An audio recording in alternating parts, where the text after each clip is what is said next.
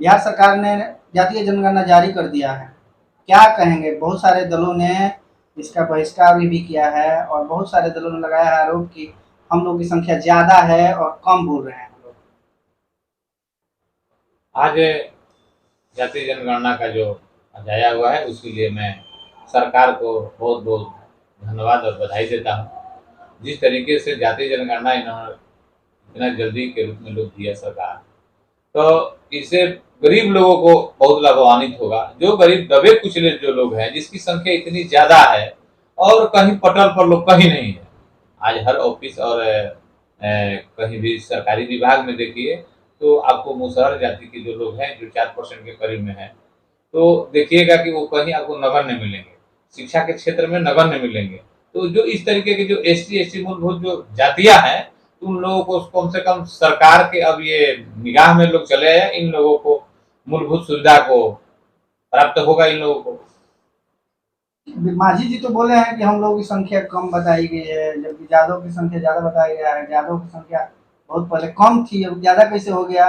इसमें घोटाला कहाँ हुआ है? अच्छा, अब तो चूंकि हम लोग माझी जी बहुत बड़े लीडर हैं, हम लोग उन पर कटाक्ष नहीं कर सकते हैं और गार्जियन की तरह हैं। उनको अगल बगल के जो इनके इर्द गिर्द रहने वाले हैं माझी जी के, वो लोग बरगलाए हैं कि क्योंकि अब पूर्व मुख्यमंत्री रहे हैं, तो उनको अब चूंकि दूसरा कोई बोलेगा तो उतना वैल्यू होगा नहीं, तो इसलिए पूर्व मुख्यमंत्री के हैसियत और नाते से बोलेंगे और विरोध बताएंगे।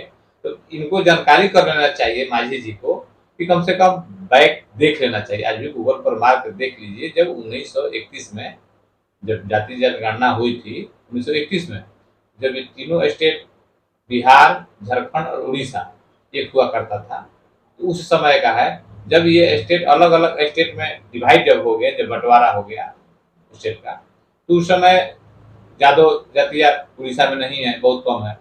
झारखंड में बहुत कम है लोग। तो जो जातियां यादव जातियां यहाँ पर उस समय 11.4 यादव का है। तो जोड़ना चाहिए कि आज उस समय के और इस समय का आज करीब लगभग 90 साल होने जा रहा है। 90 साल होने जा रहा है। तो 90 साल में जनसंख्या तो उस मुताबिक देखा जाए तो यादव को तो कम है। अगर यादव भी लोग कहे कि नहीं मेरा 14% हो गया, अभी मेरा जब 31 में मेरा 1930 में मेरा इतना जनसंख्या था 11.4, अभी 14% हो रहा है, सबका डबल हो गया। यादव को ही कहना चाहिए। तो यादव को भी बोलना चाहिए। तो ऐसा नहीं है, जो जिस संख्या पर है, बहुत यादव में बुद्धिजीवी लोग हैं जो जनसंख्या पर नियंत्रित किए हुए हैं। सभी जगह सब लोग पहले से लोग जागरूक हुए हैं। उस समय के जमाने के और जमाने में बहुत अंतर हुआ है। सिर्फ पैसे के लोगों के पास भी बढ़ा है, स्रोत बढ़ा है, और सुविधा और शिक्षा और गरीब आदमी के नौकरी में हिस्सेदारी नहीं है। आखिर इस जातीय जनगणना से क्या हिस्सेदारी मिलेगी?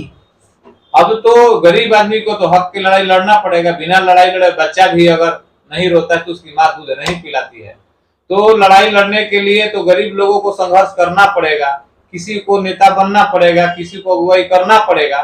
संघर्ष से ही सब रास्ता मिलता है। संघर्ष से तो कहाँ से कहाँ क्या नहीं मिल गया है। संघर्ष तो हुआ कि जाट लोगों को आरक्षण मिल गया हरियाणा में।